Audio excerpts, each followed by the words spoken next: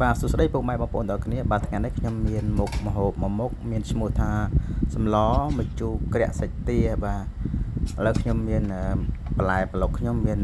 ត្រៀមរួចអស់ហើយខ្ញុំក៏រៀបចំចម្អិនមុខម្ហូបមួយនេះគឺងាយស្រួលធ្វើមែនតើបងប្អូនហើយខ្ញុំមានបន្លែមានបន្លែមុខដែរហ្នឹងហើយមានសាច់ទាហើយមានបន្លែត្រប់មានម្ទេសផ្លោកបើសិនតែខ្ញុំញ៉ាំម្នាក់ឯងគឺខ្ញុំធ្វើតែប៉ុណ្្នឹងទេខ្ញុំទុកមកចំណែកទៀតនៅចាំកស្អែកទៀតធ្វើញ៉ាំតទៀតចឹងណាអញ្ចឹងយើងហូបមិនអស់ទេប៉ុណ្ណឹងអញ្ចឹងឥឡូវខ្ញុំមានបន្លែមានសាច់ហើយនេះក៏គ្រឿងផ្សំរបស់យើងមានស្លឹកគ្រៃខ្ញីអីចឹងទៅមានម្រះប្រូអីចឹងទៅហ្នឹងហើយបងប្អូនហើយតើយើងដាក់គ្រឿងក្រូចយើងចូលមក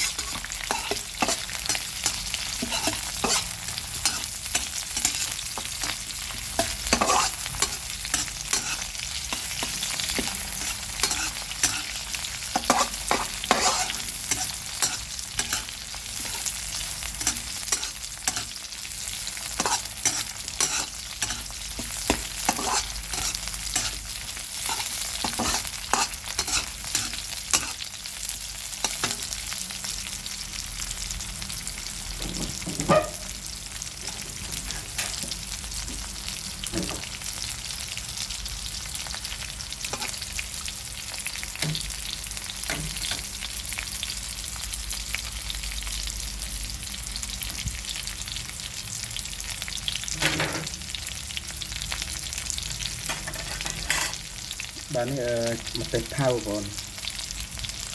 ទេសចូលទៅមក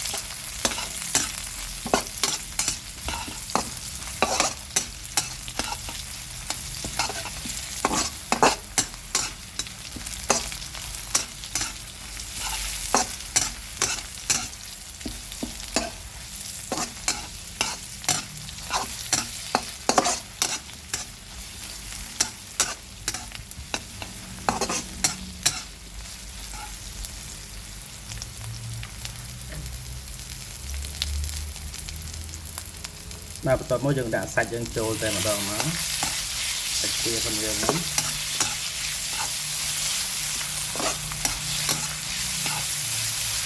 យើងកូរវាឲ្យសព្វគ្រឿងទៅ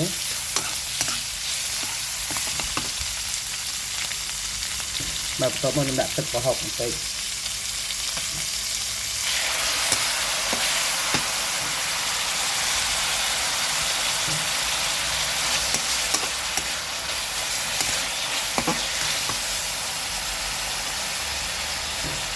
បន្ទាប់មកខ្ញុំប្រើទឹកអំពិល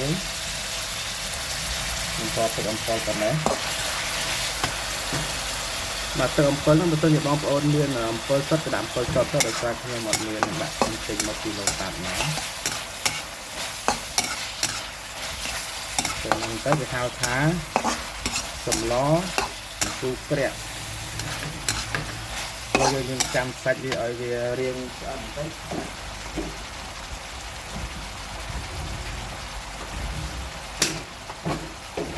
បាទដាក់ទឹកចូលបន្តិចទៅបងប្អូនដល់សារខ្ញុំឆោរៀងខាប់ខ្ញុំដាក់ទឹកបន្តិចទៅអត់ដាក់ច្រើនទេ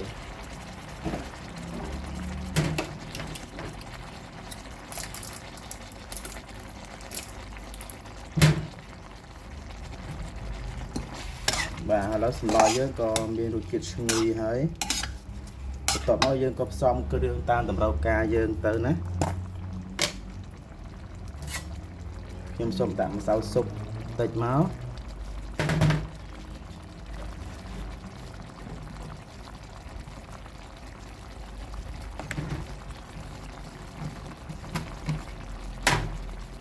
បាទបន្ទាប់មកខ្ញុំដាក់ស្ករសមួយស្លាបព្រាមកបាទដាក់តាមតម្រូវដែលយើងពេញចិត្តហ្នឹងបងប្អូនដាក់តាមតម្រូវដែលយើងចូលចិត្តរសជាតិបែបណាដាក់រសជាតិបែបហ្នឹងទៅ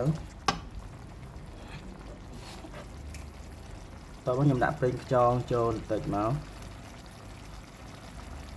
ប៉ុណ្ណឹងមក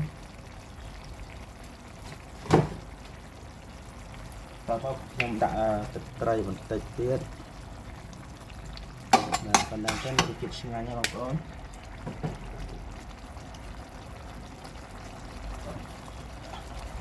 ហើយប៊ីចេងបើសិនជាបងប្អូនចូលចិត្តបងប្អូនដាក់ទៅប៊ីចេងបើសិនមិនចូលចិត្តទេមិនដាក់ទេដាក់ប៉ុណ្ណឹង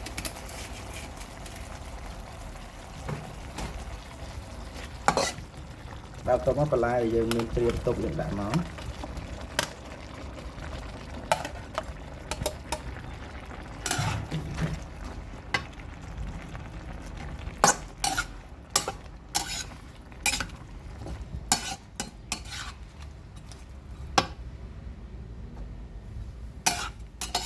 បាទសម្លយើងក៏ជិតឆ្អិនហើយ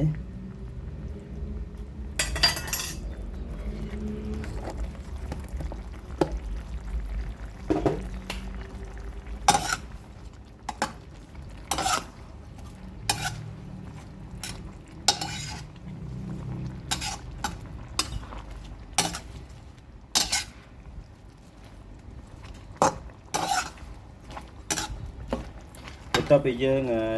ចិត្តស្អិនយើងលំងាស់វាបន្តិចទៅដើម្បីឲ្យវាផុយសាច់ទាបន្ទាប់មកយើងដាក់ស្លឹកម្រះព្រៅស្លឹកម្រះព្រៅយើងបានត្រៀមទុកហ្នឹងគឺយើងដាក់ពេលក្រោយ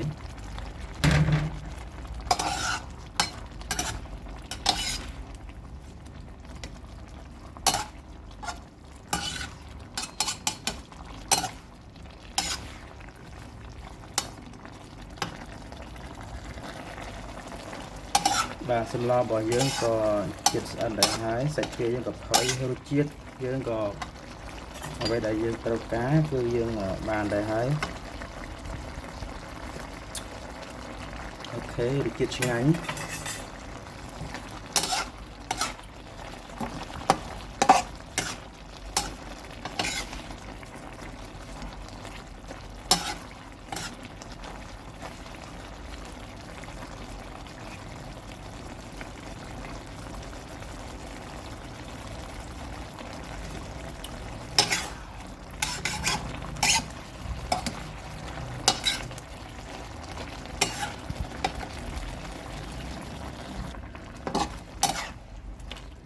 បាទសម្លប៉ុនយើងក៏បានឆ្អិនដែរហើយឥឡូវហ្នឹងក៏យើងរៀបចំដាក់ម្រះព្រៅតិចទៅ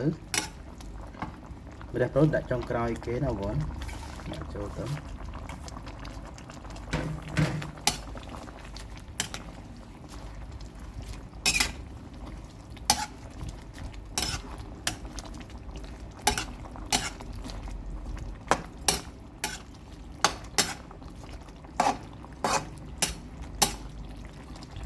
បាទបន្ទាប់មកយើងបិទភ្លើងទៅបានហើយបងប្អូនហើយប៉ុណ្ណឹងឆ្អិនហើយ